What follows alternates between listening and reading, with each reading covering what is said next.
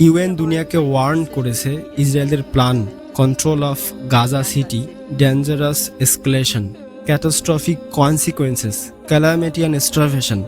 আর দুনিয়ার so called শান্তিদাতা শান্তির ভাষণ দিয়ে বেড়ায় পুরা দুনিয়াতে আমেরিকা, তাদের প্রেসিডেন্টকে এই প্ল্যান সম্পর্কে জিজ্ঞাসা করা হয়, তিনি কি বলে জানেন?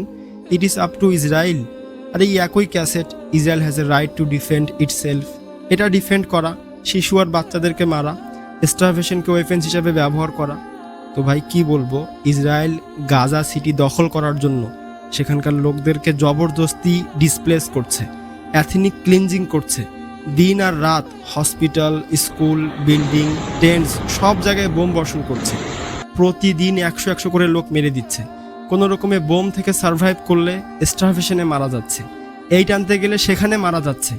আমরা প্রত্যেকটা ভিডিওতেই বলি সবাই গাজার লোকদের পাশে দাঁড়ান, জায়নিস্টদের বর্বরতা দুনিয়ার সামনে তুলে ধরুন, তাদের ইনহিউম্যান কার্যকলাপ দুনিয়ার সামনে তুলে ধরুন, এই দুনিয়াতে থাকার জন্য তারা যেন কোনো জায়গা না পায়।